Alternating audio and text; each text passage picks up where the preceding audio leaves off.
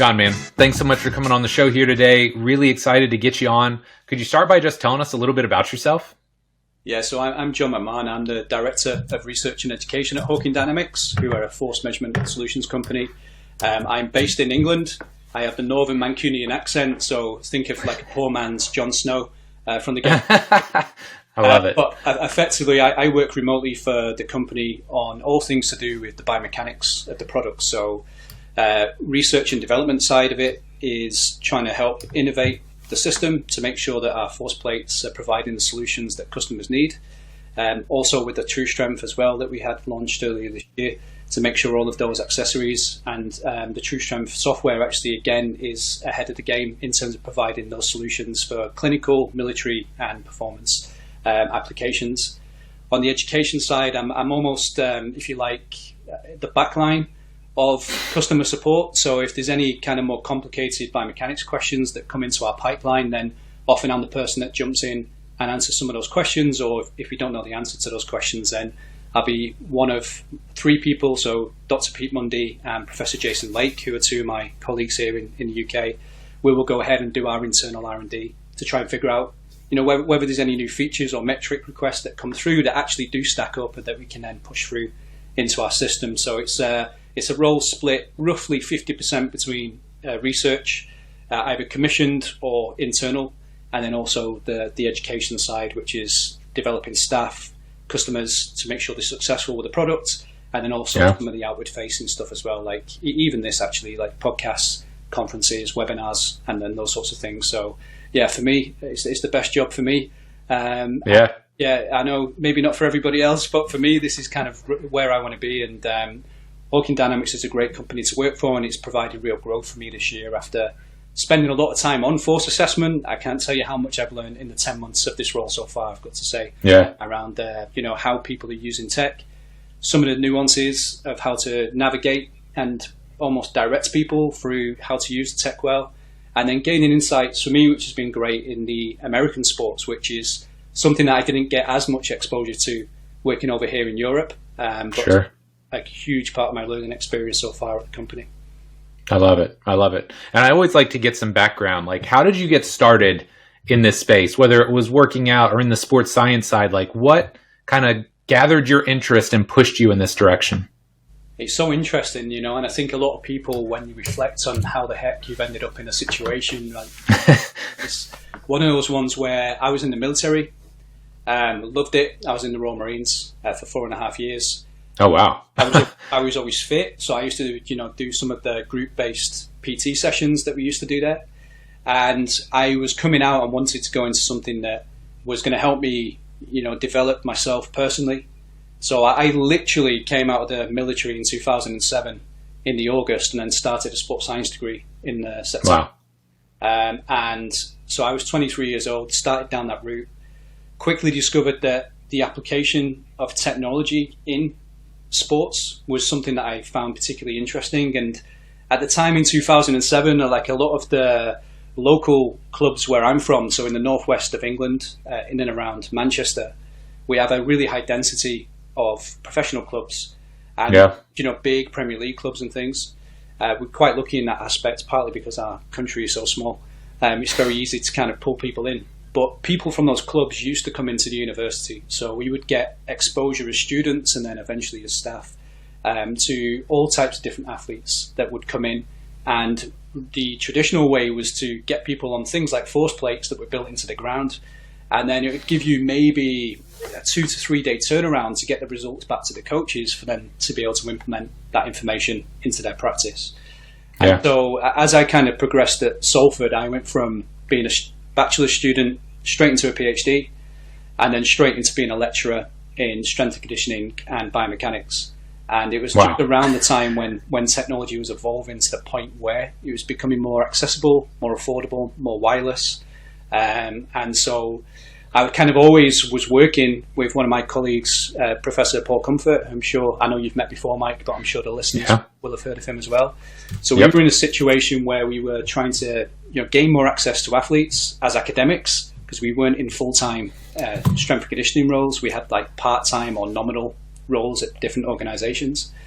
and then use the opportunity then with, say, like Hawkin Dynamics force plates as recently as 2019 to just give us more exposure to take the lab out of our facility and into the facilities of the athletes where we were trying to access. So this whole evolution and my interest around trying to get laboratory grade systems out into the field that operate wirelessly and then give instant results has all been part of the journey that's led me to this moment. So Hawkin Dynamics solved my problem as an academic at Salford University, which was using wired systems that were clunky as hell, that took 2 or 3 days to turn around results, and we only had one set of plates, and so it took us quite a long time to assess athletes, all the way through to just before I came into this role, using 7 sets of Hawkin Dynamics force plates that were wireless at the same time on 7 different assessments and pulling all that in. And in between those 2 periods, so 2019 and 2024, where we are now, has been like a journey of trying to understand how to get the best out of systems, not overwhelm athletes and coaches with too much information, which can often be the case with force plates in particular, but also over tech as well.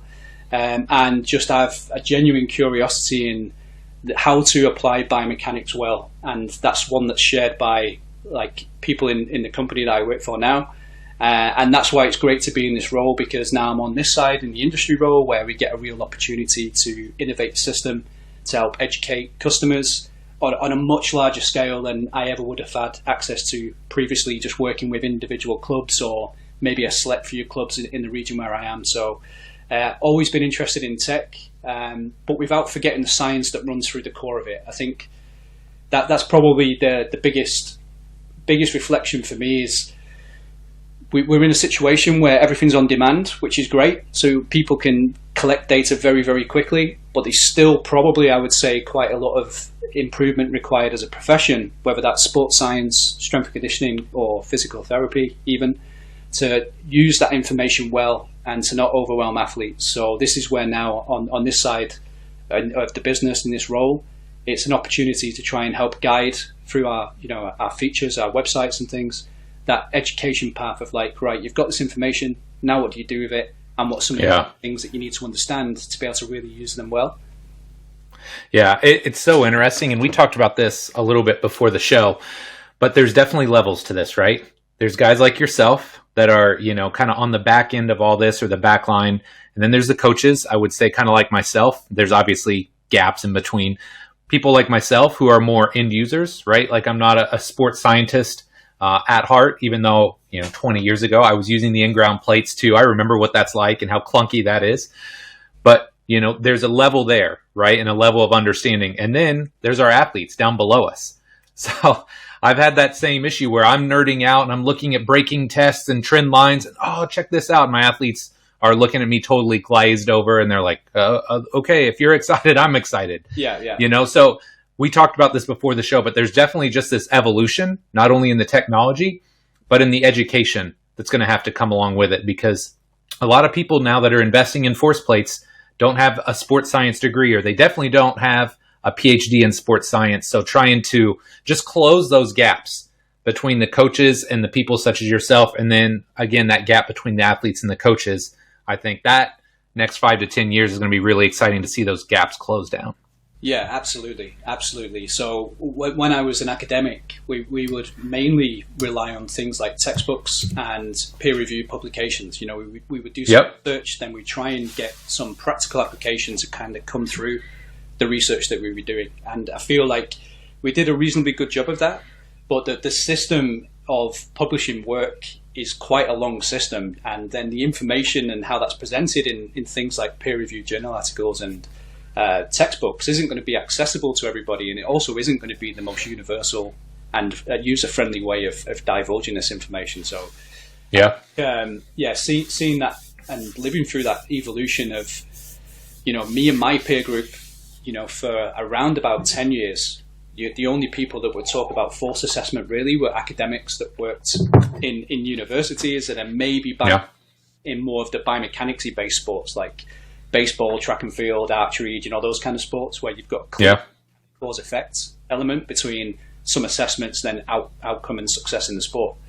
So you've always now, and this has been a big learning curve for me this year, really, you're always now aware of the fact that you're always going to have those first-time users of force plates. Those first-time users are obviously now making up the biggest, probably, user group of our force plates right now, because, you know, as the market grows and as we scale as a company, you're going to end up with more people obviously having the plates as a product of that. And no longer, therefore, is the kind of traditional education methods really going to be appropriate or filter down to people that are maybe using a force plate when you've got no biomechanics background or experience at all. So you're absolutely right. Like this next, you know, I would say 2 to 3 years is going to be partly educating those that are coming in with no biases at all, just off using the force plates for the first time, but also cleaning up a lot of the mess, I would say, a lot of the noise that's kind of out there currently with, you know, information that perhaps isn't the most relevant or even accurate information out there. And I think that's like another consideration for me right now as a researcher and educator, is that there's lots of noise on social media. There's lots of suggestions of, hey, I'm doing this test with these purposes, for these with these metrics. But as somebody who's got a PhD in biomechanics, I look at that and think, wow, like what the hell are they doing with that tested metric? It's like ridiculous. So, but it's not their fault. In a lot of cases, it's just they've now got technology which is accessible and they can get instant data from. But then comes the backfilling of the kind of education to really be able to take that information and use it well. And there's really good examples. There's some people now doing really, really cool things with force plates. But then there's also a lot of people that are probably sat there, even listening to this podcast right now, where they've got force plates and they either don't know how to get started, or they've had an experience so far that's been so overwhelming that we need to then provide, you know, that education to cut through any of the kind of fears around using the plates and direct, you know, in whichever way we can as a support team, direct them through that roadmap of taking the plates into practice and then actually utilizing them in a way that's going to be important for benchmarking, injury risk profiling, fatigue and readiness monitoring, or even just as a biofeedback tool during training, which can be a really good motivator for athletes as well. So I'm excited. There's a lot of work to be done.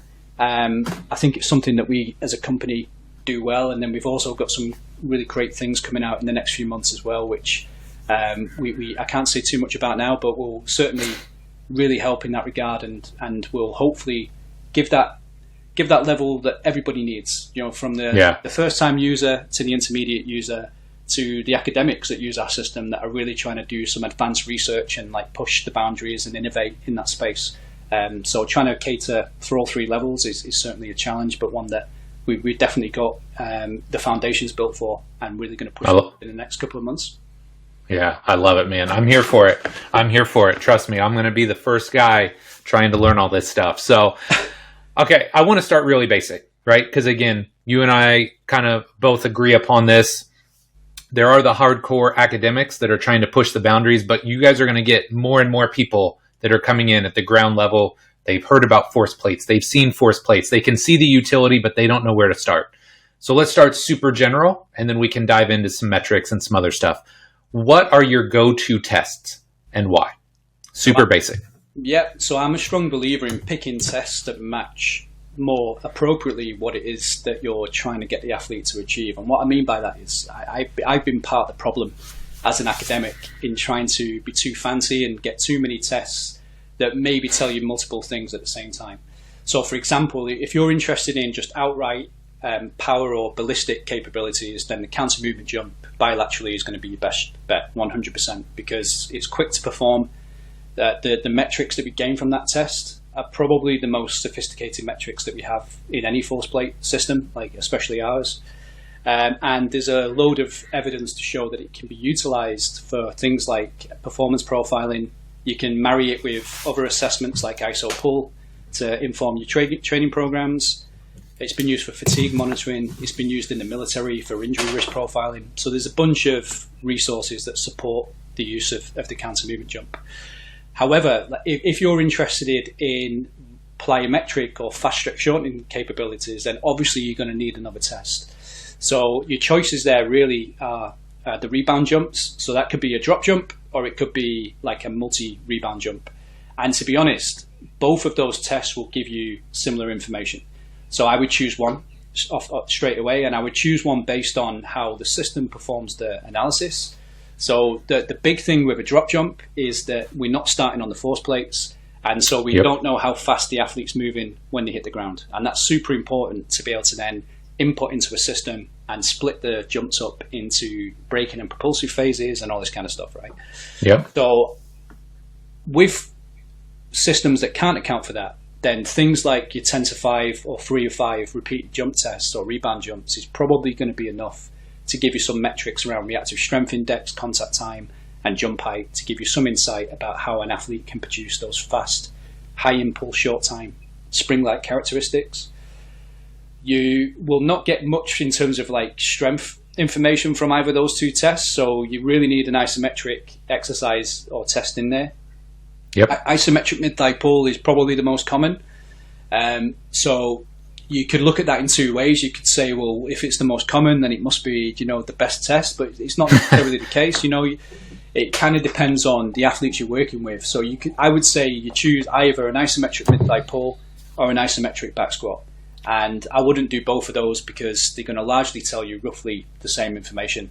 And you maybe would choose one, or a belt squat for that matter, depending on the athlete you're working with. So if you've got, say, you're working with Paralympic athletes, like I used to work with Paralympic throwers, for example, who wouldn't be able to grip a bar necessarily to do an isometric mid-thigh pull. So we would always do something more like an isometric belt squat in a harness or a belt, because that's an assessment that allows us to isolate that maximal strength capability with people that can't grip, for example. So just one of those tests. I think if you have those three as a starting point, you basically got the ability to do a ballistic, plyometric, and a maximal strength profile, which is a really good foundation for programming, benchmarking your athletes, trying to understand where they might want to invest in the gym, their training program, their focus in the gym. None of those tests, though, when they're all bilaterally performed, are going to be as useful for things like injury risk profiling. So the way I kind of think about it is most of our athletes hopefully are going to be fatigue and injury free. So you've got like 3 tests there where you've got more of a performance profiling focus, which are a really good foundation for most people that are using force plates. But then if you're a physical therapist or a physiotherapist over here in the UK and you're wanting to use force assessment to guide injury risk profiling or return to sport, then that's where the single leg and single joint tests start to become more interesting and more relevant. So, for example, single leg counter movement jump, and then trying to isolate some of the joints. So, for example, like you might do a isometric hamstring test. So that could be, in the supine position, a long or short lever position with the legs. It could be a standing 90-20, so long lever hamstring test. And things like isometric calf testing as well. I think then what you basically have, especially if you think about the injuries that are most common in team sports, is unilateral jumps are going to give you some information around how people produce force under high load conditions in a short, snappy period of time. And that's going to be potentially more illuminating for things like ACL injuries. You could do, drop jump, single leg as well, actually, if your system allows you to do that. And then hamstrings and calves, particularly soleus, are probably the 2 biggest injuries that we're getting in team sports over here in the UK. But as I'm learning now, working for Hawkin Dynamics as an American company, it's also universal anyway, like across the American sports as well. So I think if you're performance driven, the 3 bilateral tests, ballistic, plyometric, and max strength, will be a really good foundation. If you're rehabilitation driven, then a single leg counter movement jump or drop jump, and then isometric hamstring and isometric calf would probably be the tests that I would begin to pursue. And to be honest, the isometric tests, they take a bit longer to perform, but because the athletes are in fixed positions, it's cleaner analysis in some ways, like in the sense of you don't have 80 metrics in an isometric test that you're going to be trying to distill. Peak force and then potentially some time-related force variables will be enough from those tests. So even though they take a bit more time to perform, actually synthesizing that information is a bit easier to do. Whereas, as we were talking about before we went live, like there's a lot of nuances with the bigger bilateral ballistic-based assessments in terms of trying to get from, right, now I've done the test, now what do I do with the information? And that's the bit where we said at the start, the education is most important. Yep. Yeah, I'm going to just let you know, if you are listening and this is of interest to you, I'm going to link 2 shows in the show notes. The one I did with Drake talks about some of these tests and metrics. Also, the one with Paul Comfort was an absolute gem. I mean, if you want to deep dive into properly performing an isometric mid-thigh pull, as I'm sure you can attest to, he is an absolute savage there. It's like a master class. So I will link both of those in the show notes because they're both fantastic and they'll give you some more insights into this stuff. But that's great. With that being said, so you've given us some tests. I would love for you to explain the ODS system and how it can help you select the right metrics, because I'm fascinated by this piece of it as well. Someday I'm going to get Jason Lake on this show. I don't know. I might have to go over there and like pull him into a pub or something to get him to come on, but I want to get him on the show too. But I would love to hear your thoughts on the ODS system.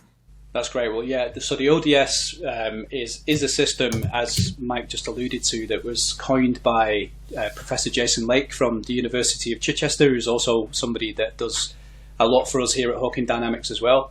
And then before I go into this, Mike, I am actually traveling down to see Jason next Thursday, so I can yes, if you want, I can make sure that he sends you an email. He's coming to my house straight afterwards, so I can whatever it takes. We've had some emails, but I haven't wrangled him onto the show just yet, so he's on my wish list. He's going to be in this room a week on Friday, so maybe we can make something happen then. But I love it. It's basically a framework. I think the most important thing about biomechanics is that you've got the ability to link cause and effect. And that's the thing that I find most interesting. And what I mean by that is that you've got a selection of metrics that are really all derived, as we know, from just force and time. So they're the main things that the force plate measure, right? Force and time.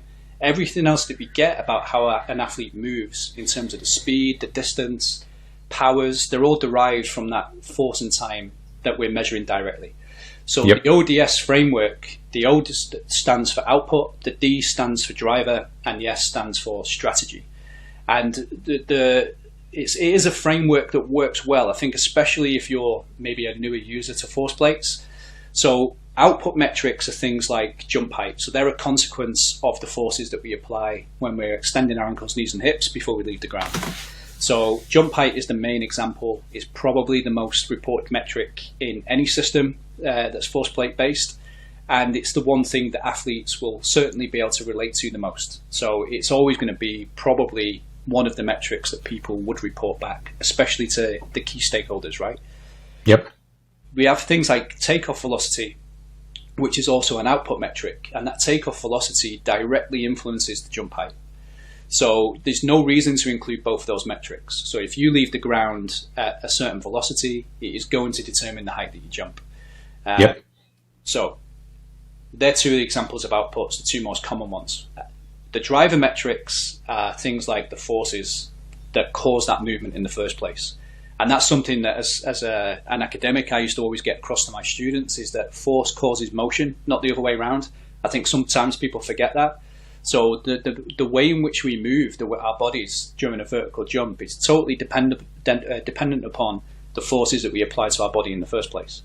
So things like the average forces will describe in different phases, like obviously the ability for us to decelerate or accelerate our body mass. That's effectively what it's describing. And that is what's going to directly cause the impulse that we produce, that's going to determine the velocity we leave the ground with, that's going to determine the jump height. And then the bit that's missing usually then is the strategy. And the strategy metrics usually include things like considerations for the time over which the force was produced, and also the range of motion over which those forces were expressed. And so, for example, like the range of motion for us is just, because it's force plates and they're one-dimensional, it's just a straight line distance that we're moving our mass up and down during a jump. So you can obviously, your coach's eye will give you some proxy for the range that people move through when they're doing a jump, for example, whereas the force plates will measure directly that vertical distance on the way down and the way up before the athlete leaves the ground. A combination of those metrics have been shown to be what helps us to understand the interactions between them. So hey, let's say, for example, somebody's jump height stays exactly the same. Well, we can use that ODS system to go, well, if the output's the same, how did the driver and strategy lead to that output being the same as the last time we tested them? And it might be that the athlete's gone through, say, a shallower range of motion this time.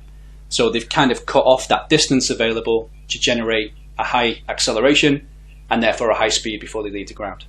And so what the force plates allow us to do, which is different to a lot of the more rudimentary jump tests that have been done historically, is it allows us to measure directly what happened before the athlete left the ground. And to be honest, that is where the golden nuggets are really. Like, the output is the output, but how did they get there is the more interesting and useful elements of force assessment.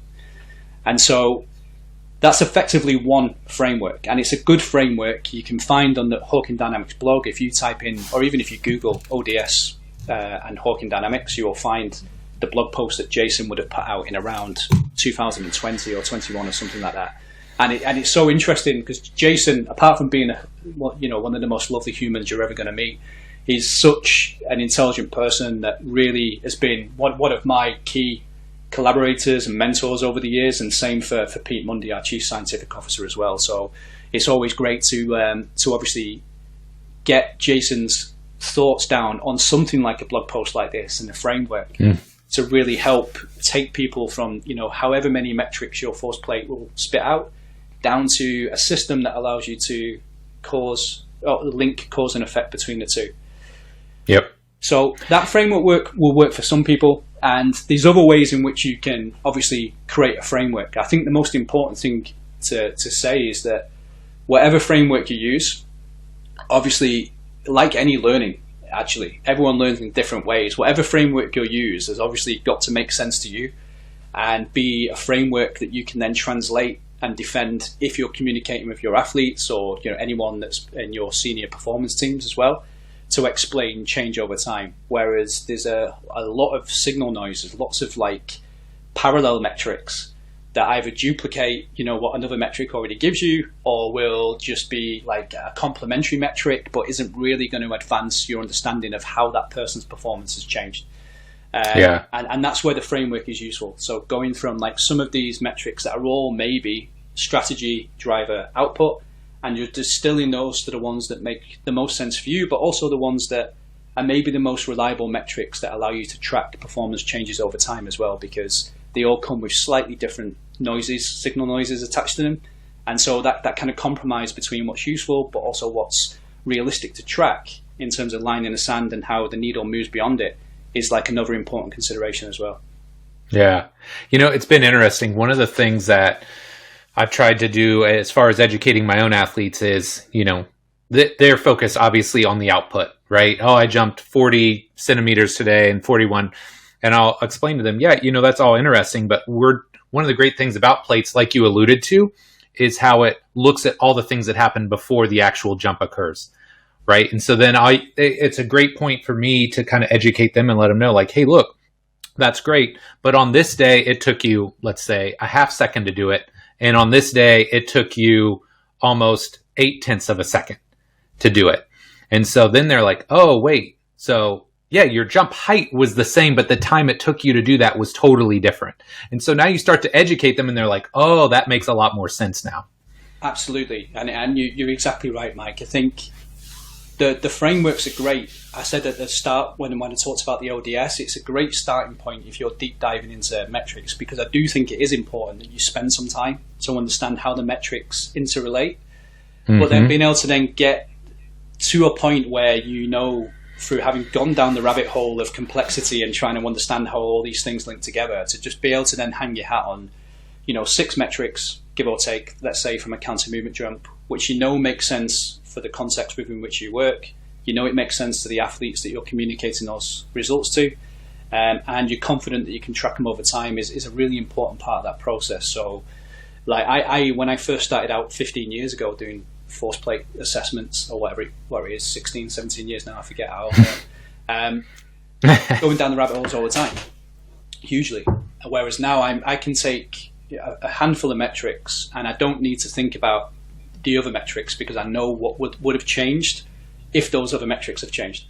And I think that's the key thing. But obviously, it takes time to do that. So one of the kind of frameworks that I use is bigger, higher, stronger, faster, which is, so bigger is the context of did their body mass change or did they become taller between testing time points. So obviously, if you're working with youth athletes, there's a chance, especially if they're pre-peak height velocity, that they're going to experience some growth in terms of height, but also mass as well.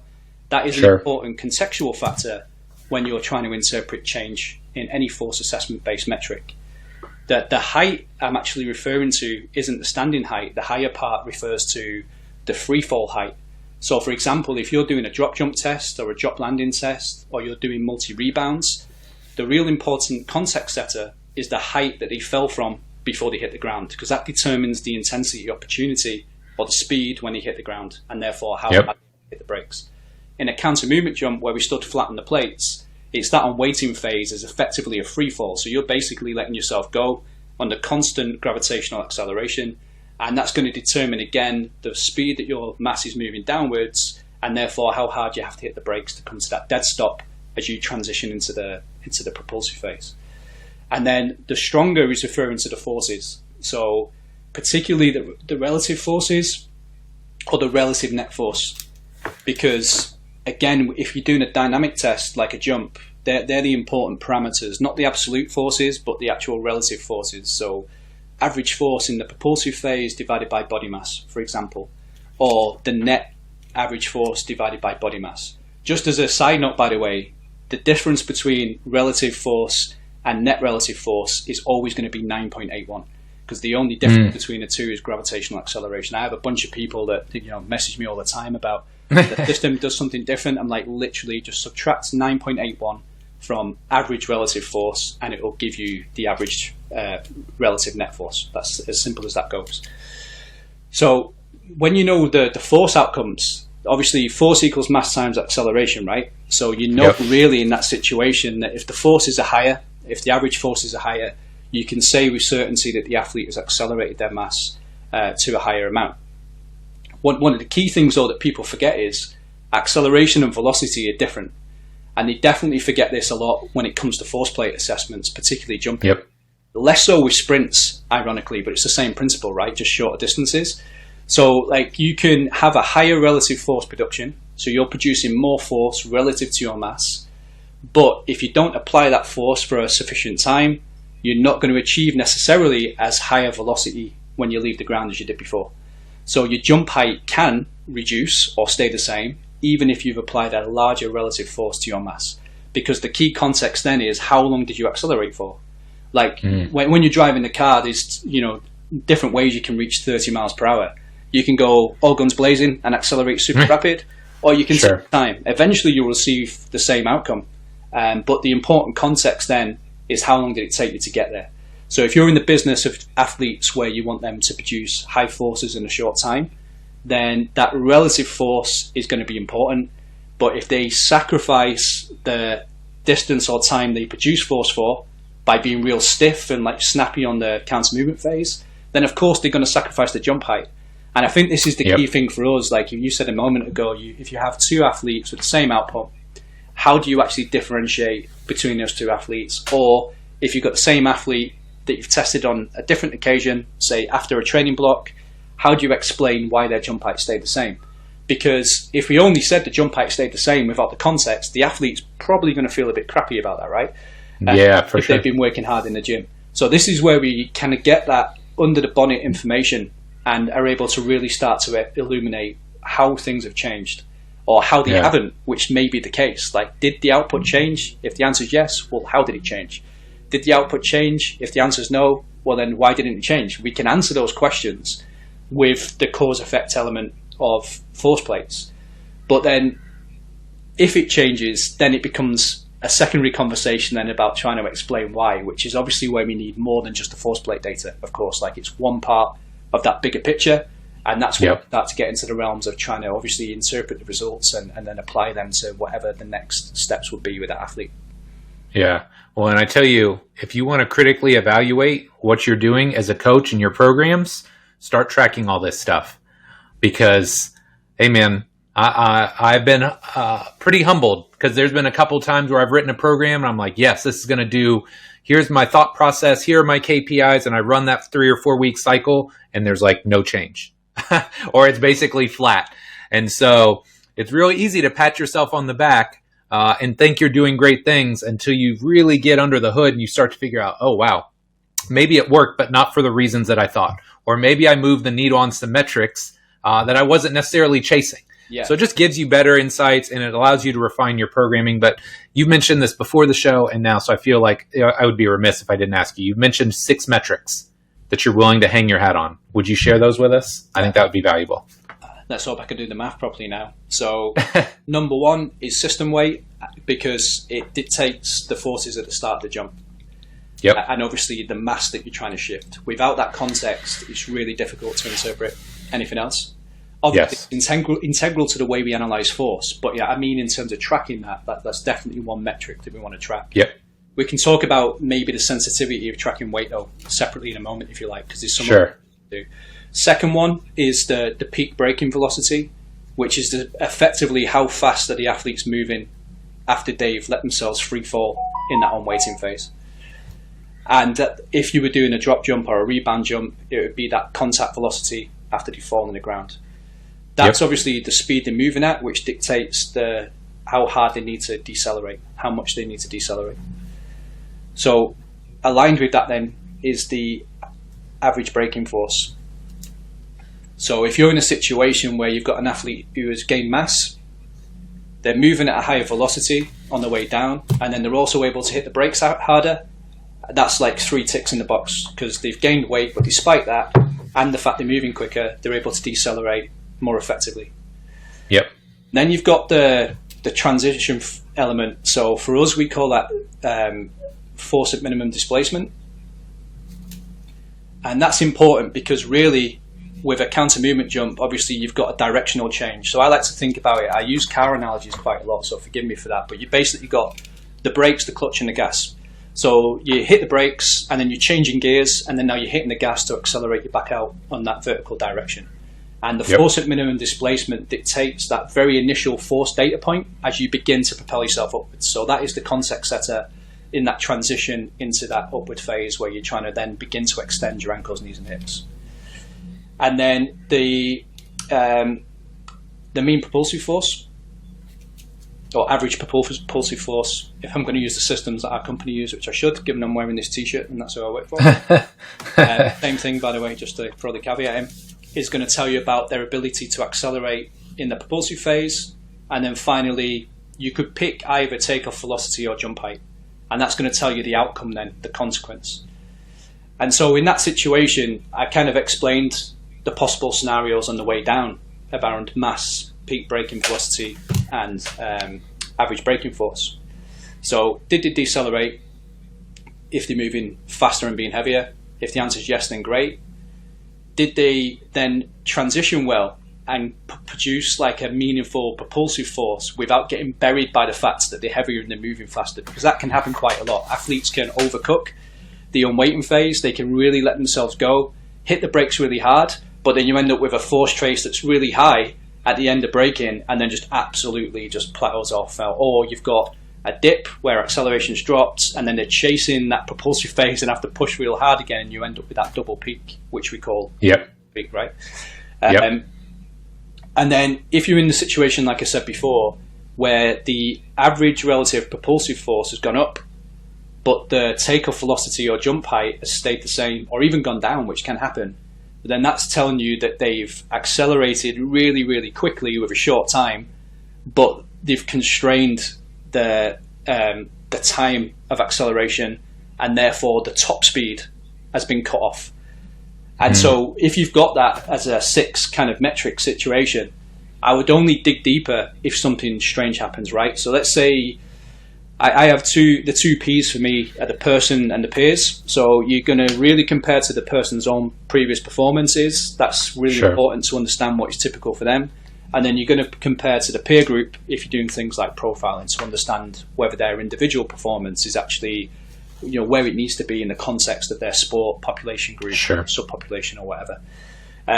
if something strange happens, let's say you've always got somebody that hits certain numbers and you're very consistent, and then, for example, there's a breakdown somewhere within those 6 metrics, that's at the point where I then start to bring in secondary metrics and try to understand why something has changed.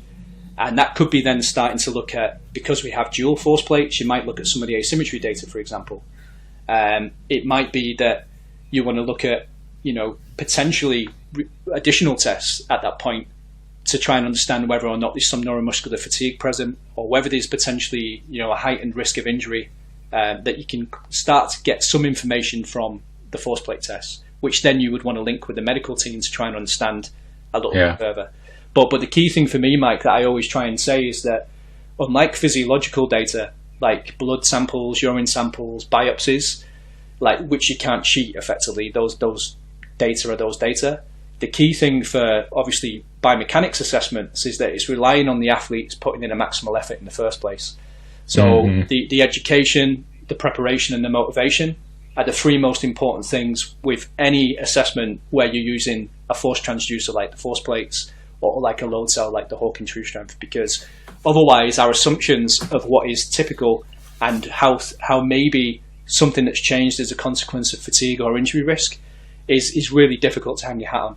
So that's where, for me, if, like you said, you can engage your athletes, you're not over-assessing, because there is a danger of people doing that these days, I've got to say, with the on-demand tech that you have. That the athletes understand why they're doing the tests, that they're motivated to do it, that you're not kind of doing assessments sometimes after a warm-up and sometimes before. And, all these subtle things, or even changing where you set the force plates up, which can influence some of the measurements that we take, are all the kind of things that are the responsibility of us as the coaches to make sure we get right. But if we do all of those things, then obviously the force plates can be a really, really valuable resource to try and get some indication of neuromuscular capability and how it changes in response to training programs, competition schedules, injury risk, or even throughout musculoskeletal injury rehab as well. Yeah. Man, we could probably just tangent off all of these metrics and just do a whole show just based off those. But a couple things that you said. Number one, I work in basketball a lot, obviously. And one of the most notorious things when people are going from high school to college or college to the pros is, I need you to be 15 pounds heavier. I need you to be 20 pounds heavier. And while that's great, one of the things I always try and tell them is, hey, make sure you do this the right way. And they say, well, what do you mean by that? I said, well, we're going to track all this. And so, like you alluded to, whether we're tracking something simple like jump height, right? So as their body mass goes up, are they able to at least attain the same jump height? That's generally a good indicator. But also, like you talked about with some of the braking forces, are they able to take that extra body mass and turn it around and turn it into a valuable jump? Because part of what makes the guys I work with great is that elasticity, right? And that ability to turn potential energy into, kinetic energy and just be explosive at the rim, whatever. So I think that's what's really fun about this is, like we've alluded to a couple times, you can dive in and really nerd out on some of this stuff. So it's not just, I need you to be 20 pounds heavier. It's like, okay, but now we can actually track all of this and make sure that we're doing it in a way that's going to be conducive to you still being a good basketball player. Yeah, absolutely. Absolutely. And that's the beauty of this. If it's done in a way like where you've said, there's a clear target in mind and you understand how to then get yourself there. That's the key thing. So if you know that your athlete has to be able to jump, say, 26 inches or something like that, as a guy from the UK, my inches and my centimeters are always, I don't, is that a good jump, 27 inches? On a force plate, that would be amazing. Would it? There we go then. Obviously, yeah. That's my daily standard, that, Mike. But you know what velocity the athlete needs to leave the floor at to achieve that height. We can work that out. And then you can then say, well, if the athlete weighs this much now, and this is what their outputs are, if he gains 2, 3, 4, 5 kilograms or whatever, again, pounds is not really my thing, but you can kind of do the conversion yourselves. But yeah, sure. What would the consequence be on their current ability to produce force right now by then gaining 5 kilograms on that height? And so this is where it becomes really interesting. You can actually, it's biomechanically irrefutable. The interaction between the height, the takeoff velocity and the impulse, which is basically the velocity that you're moving at multiplied by how heavy they are, is literally all computable. So you can then take this, and this is like the bit that I haven't seen as many people do, but I think it's probably where people are going to move towards, is like taking those assessments, setting a target. It's like the classic scientific method where you could then create a hypothesis on what changes would need to be made or what training program would they need to do to get them to then change in the direction that you want them to change their ability to jump in. And then you go through your training program, and then you reevaluate, or you evaluate, weekly or whatever your routine might be, and see how far you're moving in that general direction. I think that's the great thing about this. But then also all of the other concepts as well, which I find interesting, is like if I can jump, say 20 inches, but I'm 5'9", obviously that means one thing for me. But if somebody else can jump 15 inches and they're 6'5", in terms of the context of where they are in the air, that's totally different. So these are all of the, again, if you're in a jump dominant sport, factors that you might be interested in. And you said an interesting thing a moment ago around elasticity and conversion of energy. You have some athletes that are obviously built that way, and they're able to really leverage the stretch shortening cycle to maximize output. You got other athletes that are just big, absolute force drivers, like the sledgehammer type athletes that will literally probably not give very much in the braking phase, in that counter movement and the sub phase of the braking phase within it, but can then really push hard into the ground and triple extend. And again, trying to cluster your athletes based on what is, appropriate or expected of them in their sport and position is again another important consideration. And that comes into then the bucketing of athletes when you're doing things like normative data pooling or benchmarking even. Because it's not fair to just lump all of your athletes, especially in sports like collision sports, for example, where you've got a variety of body masses, because you're straight away likely going to set some unrealistic goals for athletes at both ends of the spectrum. And that we don't need to do that. But that obviously is something that, again, if you've got good quality normative data that then you can hang your hat on in terms of setting KPIs for the athlete, then great. And that's, again, another transition, I think, in our current era of sports science, medicine, strength and conditioning professionals, is trying to use the tech that we have to then create meaningful insights, to then introduce interventions that make sense based on the data, and then challenge like whether or not those interventions were the right ones by then evaluating afterwards. And then all of those assumptions of change are based on our understanding of how much bandwidth is actually ascribed to each metric that we're then tracking, because that's probably the other thing at the moment. Like, people see the needle move by a small amount, which is well within the measurement error for that metric, and then can easily make decisions then thinking that they've gone one way or the other and then intervene. Whereas really we need to have that kind of threshold that we're trying to change, and then only and interpret the data as a positive or negative adaptation when it's gone beyond that bandwidth. And that, again, that's something that I seldom see or hear about when I go around speaking to different people. Some people are doing it really well. A lot of people just see, jump height go down by 0.5 centimetre, and to be honest, it's such a small change, well within the measurement error, that it doesn't mean anything in practical terms. It's just noise, biological or combination of the two. Yeah, they could just had a bad night's sleep. Yeah, like an argument with a partner before they came into the gym. Yeah. Anything, like, can just move it by that amount. Or even just wearing different kit, wearing a hoodie or wearing a t-shirt is enough to give you some differences you would see of that magnitude. Yeah, no, that's cool. I feel like you have a lot of different nicknames. One of the things that I originally saw you talk a lot about was jump momentum. And so some people were calling you the jump momentum guy. So can you talk about the jump momentum metric and what sports it may be valuable to track in? Yeah, so we introduced that, myself, Jason Lake and Paul Comfort, maybe 2020 or something like that. And the reason we did is because momentum is directly proportional to impulse. Impulse causes momentum, and that's just, again, one of those biomechanical relationships like work and energy. They kind of go hand in hand. But we were working in rugby league, So a collision sport similar to rugby union, which is the kind of more popular mainstream rugby code. And effectively, nobody knows what impulse means. You know, if we're talking about taking this information back to athletes and back to coaches, like nobody knows or cares about me and other academics talking about impulse. Like, no. Right. But I was kind of thinking, well, momentum is equal to impulse.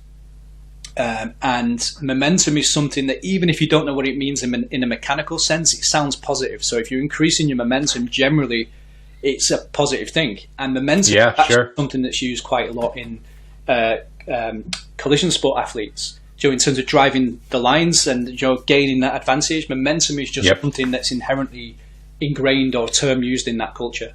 And so the reason we introduced it was partly just to have a term that I knew and Jason and Paul knew is exactly the same as propulsive net impulse, but maybe if we say, hey, jump momentum, that gives you as increased, that probably resonates a bit better. Yeah. But then the other element of it was that when you've got, say, athletes that can weigh in that same team anywhere from about 78 kilograms to about 140 kilograms, just reporting jump height for all of them is not a fair parameter to report, like we said before. Yeah. You've got the light guys that are going to be likely able to jump higher versus the heavy guys. Obviously, there are exceptions to the rule, and some of the highest I've seen have been from absolutely stacked athletes, to be fair. But generally speaking, there's a bias there. And then same with momentum. Momentum is going to be more biased towards the heavier people, because what that basically means is that it's the speed of movement multiplied by how heavy they are. So if you're heavier, you're naturally going to be moving at any given speed at a higher momentum than somebody who's lighter. But what it does is it allows us, say for example, if you've got, we have forwards and backs in rugby. Forwards are the ones that cover, a lower number of high intensity sprints. The distances covered in the game are shorter. They do more tackles. They're involved quite a lot in collisions. They effectively use their mass as an asset to be able to be physically difficult to decelerate themselves or to be able to more effectively accelerate somebody else's mass, or two or three people that are hanging off you at the same time, right? Whereas the backs are the lighter ones that tend to cover the higher distances of sprinting. They tend to be in fewer collisions, and they're all about trying to drive, when you get those breaks, the ball up the line as far as possible. So again, there's parallels to other collision sports there. So we kind of used jump momentum. It was to really create buy-in. That was the honest answer to this. Create buy-in with the rugby league coaches who were kind enough to give us access to their athletes, but then also be able to performance profile the forwards and backwards separately. So if you've got an athlete whose mass is mass that's favourable for the sport, then jump momentum might be a metric that you want to focus on more. If you've got an athlete within that squad that's more about, running fast and being able to shift their mass well, then the outcome metric, jump height, could be the metric that's more relevant for them. But then the second part of that was then using quadrants to then figure out, like you said this a moment ago actually with the athletes you work with, like how much is mass being used effectively and how much does it then become a detriment in terms of your ability to move your mass fast. And you can plot that using the quadrant report systems and those sorts of things. And then the other element of it is this idea of communicating back to athletes changes over time. So let's say you've got an athlete that jumps 20 inches in week 1 of a training program and then 20 inches on week 6. And they may feel terrible by that, and it looks as if they've not actually improved, especially if performance decisions are being made, off the back of this data as well. Sure. But if we're tracking jump momentum and their jump momentum's increased, that's something that then you can say, well, that's because they must be heavier, because if they jump the same height, they've left the same speed. But if the momentum's gone up, it's got to be because the mass has gone up. So you can then frame that in different ways. If you've got an athlete that isn't, sensitive about knowing how much they weigh, then you can use the term jump momentum to explain adaptation over time and use that metric and say, hey, look, your jump momentum's increased. Great. That might be a desirable adaptation. And I think of that particularly because I used to be a strength coach for the England netball team based in the Northwest. So I had under 15s, 17s and 19s girls. That was about 60 of them in total, and they used to come and do the training program. I was the head S&C coach, and then we had some people that work underneath that. And there was a huge sensitivity, and rightly so, around divulging how much people weigh and tracking that as a metric. And that was something that for me, it was important not to divulge like in those groups. So I knew from the biomechanics standpoint that tracking things like impulse and momentum are going to give me those proxies and those considerations for mass changes, but without any of the athletes or any of their peer groups actually knowing that that's why those numbers have changed.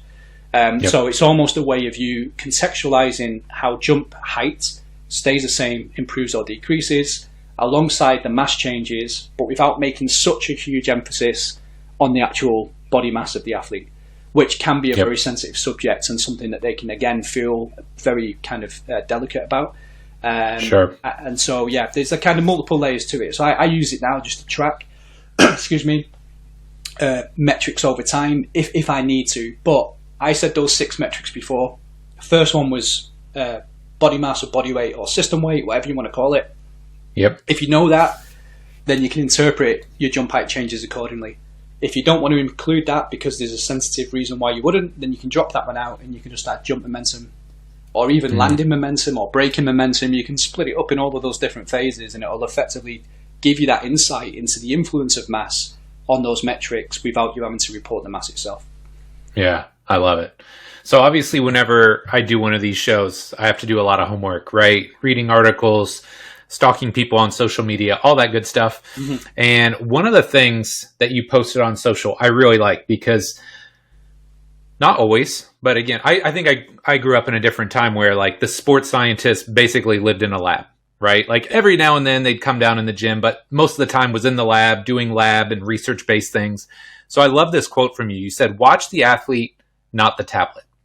So could you explain that in a little bit of depth? Yeah, so the force plate data that we collect obviously is valuable based on the assumptions said before around preparation, motivation, and education of the athlete, but also fundamentally our ability to coach and conduct that test in the first place. And one of the huge bugbears of mine as an academic was when we would introduce force plate assessments to our students, is that they would literally be looking at the tablet while the athlete is stood in the opposite direction doing the jump. And I'm like, how the heck do you know that they performed that jump? A, with the intent, like you could do if you had those previous norms for them, but let's say that's the first time you've tested that athlete, like in a combine situation or something like that. Like, how do you know that the A, stuck to the protocol that you said? So like, for example, hands on hips. B, did it with a maximal effort. C, how do you know they started fully on the force plate? Did they land and have half the feet off the force plate, maybe on the foam surround, so that you've kind of like impacted on some of the landing metrics? Did they start, the big thing for me, we talk a lot about the importance of staying still, because that body mass is what feeds in to our force. Get like the motion variables, acceleration, velocity, and displacement. So it's really important for that. But what's less talked about is that things like counter movement depth and those sorts of variables are all based on the assumption that the athlete stood with fully extended hips in the first place as well. So if you're not looking at the athlete and you're looking at the tablet and they're semi-flexed at the hips, preparing for the jump, which we've all seen before, or even bent the knees and the hips and they're looking down at the feet, then straight away, if you see their counter movement depth change, then that's probably a product of the fact that last time you tested them, they were stood up straight, and then this time they're now in like some sort of semi-squat position before they've started. So this is like one of the big things I see quite a lot on social media is people watching the tablet, not watching the athlete. And I think the other side of it is it's not very engaging for the athlete. I feel like if we're getting them to do testing that's going to be beneficial for them, but really it's beneficial for us as coaches as much as well. Like maintaining the eye contact and watching and being engaged in what they're doing rather than hiding behind a laptop or a tablet and operating the system is much more of a kind of human approach to do this and a more personal approach to do that kind of testing as well. So and then the other thing is I've seen it a bunch of times before and I still experience this now. If you're testing large groups of athletes and they're all kind of crowded around the force plates at the same time, sometimes just for no other reason than the fact that they find it funny. Like they might, smack one of the athletes on the backside or something when they're in the middle of the jumping, or they might stand on the back of the force plates to make him appear heavier because they choose the fact that that's going to be one of the metrics. So 100% you've got to watch. And I think I see it with my kids. I mean, everyone's into screens now, even us actually. I can't even say it's a youth thing. Like every person right now is kind of like this a lot. But because I come from a very practical background, rather than a theoretical academic background initially, I think for me, just the human side and the coaching side is the most important part, even of the testing process. And actually, if we're using the tech well, then it shouldn't really be something that feels like a test, but more part of the coaching process. Yes. And you're not going to necessarily, I would hope at least anyway, have your athletes in the gym, in the power racks doing whatever they're doing and not watching them and you're over, chatting, looking the other way. Like, surely you would take those same coaching principles into the testing, and then it also feels to the athlete like it's just part of that coaching process, rather than, I think, if you're there analysing, I think it's off-putting. I think people will see that as an athlete and think, well, the numbers matter more than me as a person, and what Yes. the numbers like and all these different things. So yeah, it's one thing that when last year and the year before, we did a force assessment in football project, so that's soccer for most people listening to this, I should think. Yeah. And it was really important for us when we had groups of staff in different parts of the world, all collecting data in a standardized way and feeding that data via the Hawkin cloud into a system that we could then analyze as researchers, that Yep. every single person made sure they watched the athlete, not the tablet. And so that's why I posted it on social media. I mean, I need to definitely up my social media game, but that was one of the ones that I found to me was important, just to keep reminding people, especially like we said before, at the start of the show, you've got new people being introduced to force plates all the time. So obviously for some people, they will think, obviously that's common sense. And of course I would look at the athlete, not the tablet. But there's also a bunch of people that maybe have not even thought about that, or even don't even have that much coaching experience. And they're more used to working with, a one-on-one athlete scenario in a laboratory, where it's all nice and slow. And, you kind of have lots of systems you're trying to keep tabs on. Whereas actually what we're doing with our system is we're putting that into the clinics, the performance spaces, into the military, so people can do real world testing. And if you're involved in that process, and obviously you want to take those same good quality coaching elements that you would bring to the table in your gym environments into the actual testing procedures as well. Yeah. No, I just love that. And the reason I asked, it was kind of a leading question because I feel like that'll resonate with a lot of people that listen to this show, right? A lot of us are not traditional sports scientists. So we are in an athlete-centric, athlete-focused environment. And so a lot of people probably have this idea of, hey, somebody's just, behind a keyboard and looking at a computer screen and not paying any attention to the athlete over here. So I think, especially if you're interested in this stuff and you want to learn more, just know and understand this is just something that's going to help you leverage your coaching and leverage your assessment skills versus taking away from it. And so I just love that answer. Yeah, no, 100%. And the app that we use beeps and flashes for a reason. So you don't have to be looking. You don't have to be looking at the tablet. You can also put on a capture delay. So let's say you want to put 3 seconds delay. You press the play button. You can then turn your position into the athlete, and then it'll beep and flash. You'll hear it or you'll see it out the corner of your eye. Or obviously you can mount it onto a tablet stand and place it between you and the athlete. But at least if the athlete's in your eye line, you can then be confident that they perform the test well. Because like I said before, biomechanics tests require physical effort from the athletes, and it's very easy for athletes to coast. And if we're not on our game watching those numbers and then watching that data being collected, then it's really difficult after the fact to then look at that data and then start to go, maybe then fatigued, maybe there's an injury risk issue. It might just be that he saw an opportunity where you weren't looking and thought, you know what, I'm just going to coast today because I can't be bothered. And that happens a lot. Yeah. People, especially off the back of a loss. If you're doing in-season testing, if you've been absolutely hammered on a game and you're coming in on match day +3, you probably don't want to see, token sports scientist or strength coach who wants you to jump force plates and do a bunch of other stuff, right? So they might just go, I can't be bothered today, and jump in. So it's important for that, for sure. I love it. Man, we might have to do a part 2 at some point because I've got so many questions and there's no way I'm going to get to all of them. But I have at least one more that I want to touch on, and then we'll do a couple things to wrap this up. What are some of the biggest issues that entry-level users have with force plates? So when they're getting started, they're excited, they want to get them in, but what are the issues that they're struggling with? And what suggestions would you give them to try and get a couple wins early on? You know as well as I do, right? Momentum is a real thing, motivation. Yep. So if you get them a couple wins, they're more likely to get into it and really try and see it through. So what would you suggest there? Yeah, so I'd go in, like with those tests that I said before, start off basic. You can build up to the more complex as you become more confident and experienced with using the tech. So choose your, say, 3 tests to begin with, let's say, when your athletes are not injured. Let's just go with 3 basic tests. Always set the force plates up on flat level ground, like ideally the same ground every single time. And once you've done that, the connection to the tablet is obviously. Can you hear me still, Mike? Yeah. I thought I lost you there for a second. So no, you're good. Once you've connected to the tablet, like on our system at least anyway, I can't speak to other systems, but you can control how many metrics you see straight away on the tablet. I would say that's probably something that not as many of our customers do or our users do as they probably should. So, for example, I would go and say, if you're going to take those 6 metrics I mentioned before, you may want to do more, but let's say you're going to take those 6. If you go into your cloud and you just restrict just to those 6 metrics, it doesn't mean that the other metrics aren't being calculated. It just means that they're not visible on that tablet. I think straight away that gives you less of that kind of reaction of, oh my gosh, there is so many things changing on this system that it's really difficult to know what to focus on. So focus on those simple tests, simple metrics, be consistent.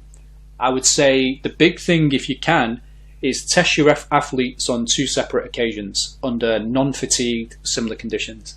And what that will give you the ability to draw a line in the sand by understanding the measurement error for all of those metrics that you might be tracking. So let's say you take those 6. Because what you can then do with that is, in our system, you can put that in as a threshold, say a percentage. So it's usually around about 1% for body weight. That's the measurement error, because you're standing still. Of course, it's the most reliable metric that we've got. It might be that for jump height, as an output metric, it's around 5 or 6%. And it is population specific. So you ideally want to get this test, retest, measurement done with your athletes in your environment, because that is going to be the best data that you can take into that cloud and then put your percentage changes in. And then what that will do is that will allow you then, when you're tracking to, in our system at least anyway, like I say, I can't speak to others, it will allow you to go through, and the system will automatically flag, using a traffic light system, which metrics have exceeded the error or decreased beyond that error. And then you kind of taken away that uncertainty and that chasing of random, needle movements, which is what people tend to experience when they're new to force plates. They'll see something change by a small amount. Now, I gave the example before of 0.5 centimeter in jump height. Now, most people would probably laugh at that, because that 0.5 centimeter is so small, you expect that not to be an issue. But if you take some of those other metrics, like let's say you take average relative braking force, for example, you might not know what is a typical change for that, because the numbers are bigger, like they're in the thousands, they're less familiar. In the relative, they're in the kind of tens. In the absolute, they're in the thousands. And so you kind of need to know what numbers you're hoping to see, surpassed before you start making changes.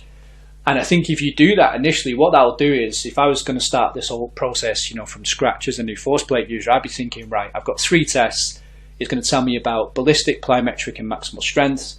I have then got my test retest measurement error, which isn't as hard to do as many people would profess it is, especially with a system that works quick like ours. You then put those numbers into the system, and then I'm going to stick with those. And say I stick with those for a 4 to 6 week mesocycle or something like that. And I'm just going to begin with just tracking, does my training program elicit a change in those 6 metrics? And be confident that I'm only going to get a green flag or a red flag if the needle's moved, in the direction that's beyond that line in the sand, that I'm confident is a true line in the sand based on the athletes that I've tested in my environment.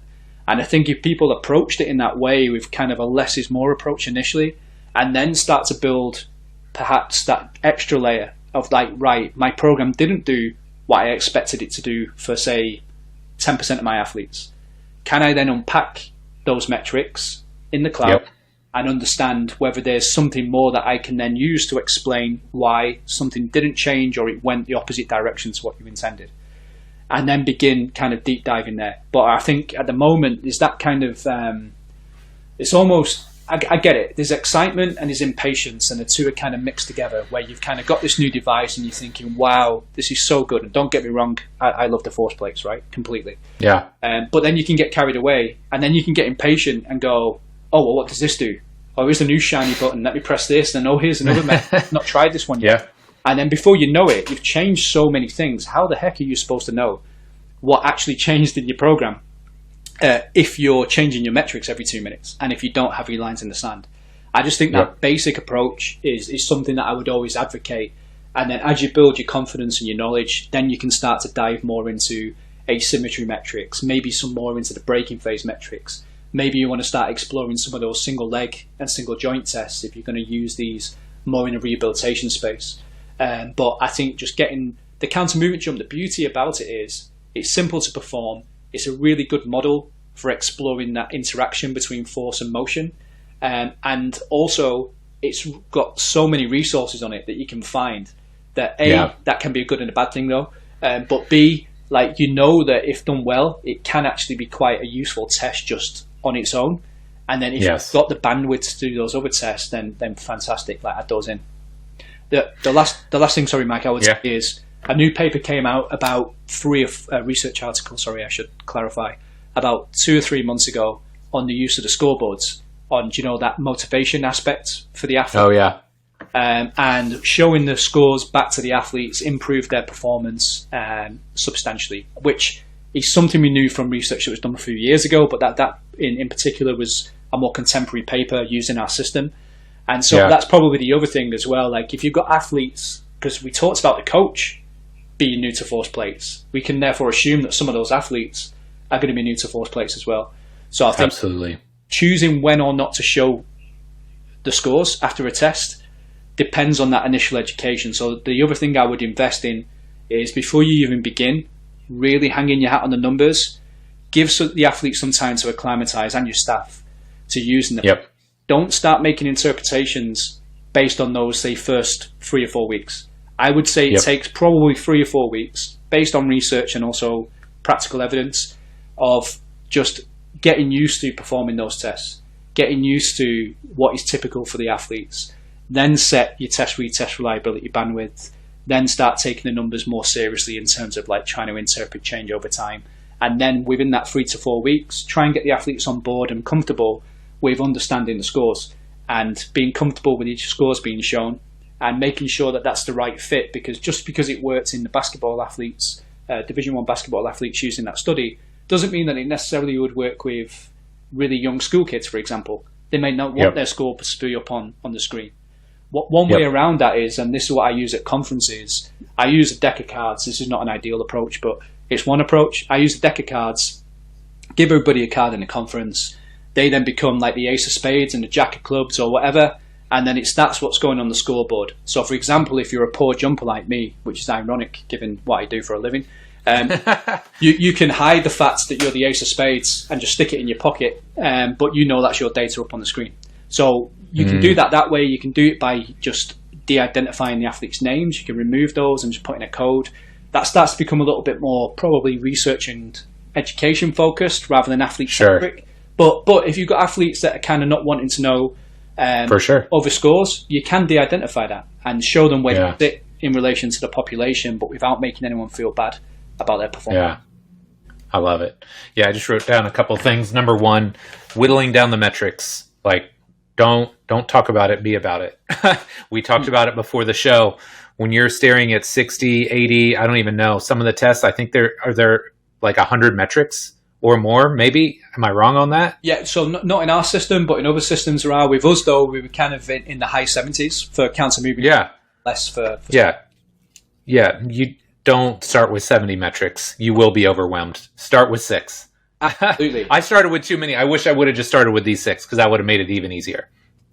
Yeah. But again, like there were other 6 that you could choose, but for me, those 6 kind of work, and it helps to explain the story of how people produce force and what the consequences were. So everything else around inferences, whether that's changes due to fatigue, due to supercompensation, whether it's due to injury risk or any of those things, that depends on other contextual factors and other inputs and data that you probably need. Whereas, Yeah. at least on this part, you could say from a force assessment side that you've tested the athletes well, they've done it under high effort conditions, and you've got some metrics that make sense and help to explain change. Why it changed is then dependent on all those other elements that you need to obviously go and explore and discover. Yeah, for sure. So start with a couple metrics, right? Whittle it down. Another thing that I learned that worked really well, it's kind of like when you start training, you don't try and train professional athletes for your first clients. Train your friends, family, anybody else. When I first got the plates, I was testing myself, all the people that worked at the gym, my kids. Obviously, kids love tech, so they love to jump. Test people where there is no risk, and you can just figure some things out. And then the other thing that I tried to do early on was I made it very clear, like, I'm new to this. I'm learning about this. So I'm not going to make any inferences based on your first couple tests, right? I need to go home. I want to look at the data, give myself some time away, because it's a stressful environment, right? An athlete's looking at you and they're like, what does it mean? Am I better? Like they want like this validation. And I just let them know, hey, look, until I have some time to look at this, give me some time. Let me create some space, look at it on my own, and then I can relay back to you what I'm finding and what I'm seeing. So I think all those things will help just kind of reduce the overwhelm and make it a little bit less stressful for you. Absolutely. Okay, my friend, we're going to do one more question, and then I'm going to let you go because I don't know, if I have to wrangle you again, we're going to have to do a part 2 because there's just so many questions I want to ask. But I want to finish with this one today. It's the big question I ask everybody. If you could alter the space-time continuum and give young John McMahon one piece of advice, what would it be? Wow. Yeah, there's probably many things in my personal life I would answer, but I won't do that. But the big thing for me is reducing the noise and amplifying the signal in everything that we do, because it's so easy to get distracted. I definitely got distracted at various points in my earlier career. And it's because information is everywhere. And I think this is one of the things as a father as well, is one of those big kind of fears, that there's literally information everywhere, but what it can do is it can make you feel like you may be going down the wrong path, even if you're not, because there's no regulation on that information. I used to find that difficult as a younger man when we didn't really have social media and, things like that can really influence you, especially when you're a younger person and you're kind of more easily influenced. Yeah. So I think it's even more important to kind of highlight that stay focused on what your goals are. Just because somebody else is doing something different doesn't mean that you're doing the wrong thing. It might be that you're both going to arrive at the same situation, just in different ways, but it also might mean that you're the disruptor and innovator that's going to bring something new to the table. Don't be restricted by the books and the research alone. Like, get yourself involved in this space. If you're interested in force assessment, for example, then just like Mike just said, expose yourself to it. Like, don't put too much pressure on yourself, but be prepared to learn, be curious. And that's something that, in my all domains of my life, is something that I've tried to stay focused on. I feel like I nailed it as a younger man. I wanted to be a Royal Marine. I signed up on my 18th birthday. I passed the basic training without any fails and got straight through. And then I got my degree. So I was kind of focused in my early years. It's kind of more difficult in that middle period, I think, when you've got kids and you're tired and all this kind of stuff, and kind of coast sometimes, or take on things that maybe aren't for the best for you, either on like a personal or professional level. And you can kind of get pulled all different kind of ways, particularly in your 30s, I think. It's like a big decade, I reckon, for being easily swayed. Or lots of pressures. You're trying to get houses, get the job that you want, you're trying to, all these different things. Yeah. I honestly think that if you try and just focus on regularly reviewing your goals, trying to set something that's attainable, don't be too hard on yourself if you don't reach them, but try and be curious and understand why, then you will be more likely to succeed in whatever domain you go in. And I kind of lost sight of that, I reckon, for probably about 5 years. As a father for the first time, kid didn't sleep for about 4 years, killed me, to be honest with you.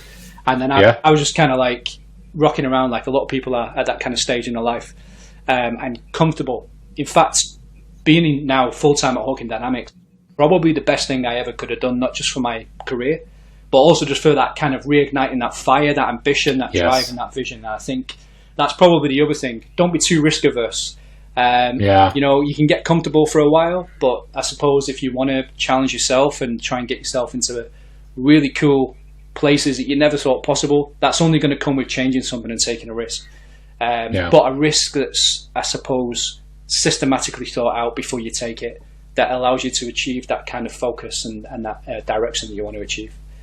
Yeah, man, that's a great answer, dude.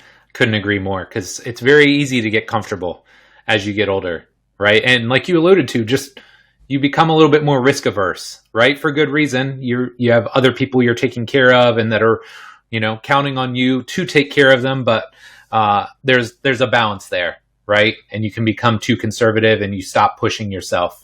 So I love that answer. That's fantastic. Thank you. No, I think, I've kind of just done that off the cuff, really. But I think the point is as well, even within the force assessment space, it's like we're there to innovate. Like, my job is to be part of that innovation pipeline with our fantastic developers, engineers, software, etc., and bring the products that provide solutions. But I think I've been guilty of being in my professional space really focused and trying to achieve my goals. But then sometimes you can kind of forget about all of the other things going on in and around you, your personal life as well. Sure. And, that's because you're interested in it. It's easy to do. But I think, making you keep sight of the bigger picture, at the end of the day, if somebody chooses a different test or metric and they're going to be wasting their time, it isn't a life or death situation. And in the grand scheme of things, it doesn't really matter all that much. I think sometimes, we can get, especially when you're kind of somebody that's working in a certain area, you can get so focused in on the fine details and sweat the small stuff, where really having that team around you to help you step back, whether that's family or colleagues, friends, just to help you take a step back and look at that bigger picture, reevaluate, and clear up some space in your time to actually, look after yourself, but also, be in a position where you can try and move on that next rung in your personal, professional life is really important. Yeah, I love it, man. Well, John, this has been amazing. I feel like I've taken a ton of your time today. I really appreciate you coming on. Oh, thanks. Like I said, I would love to do a part 2, maybe a couple months down the line. We didn't even get to talk about true strength. I want to talk about calves. I'm obsessed with calves now, so lots of stuff to talk about down the line. But where can my listeners find out more about you and all the great work that you're doing? Okay, so my Instagram and X handles at Forceplate Coach, which, to be honest, is a bit corny, but to be fair, has been one of those better decisions I've made from a career perspective. So there we are. And then my email address is john.mcmahon@hawkindynamics.com. And I would say if any of our customers or anyone that's interested in our products wants to get in touch, if you literally just email me, if I'm not the right person, I can connect you with somebody else. But if it's about trying to go through some of this stuff, the nuances of force assessment, then that's part of my job for Hawkin Dynamics. So please, do not hesitate to reach out, and I'll do my best to answer your questions. I love it. Well, John, thank you again, my friend. This was a great show, and I really appreciate you coming on. Thanks, Mike. Been a pleasure.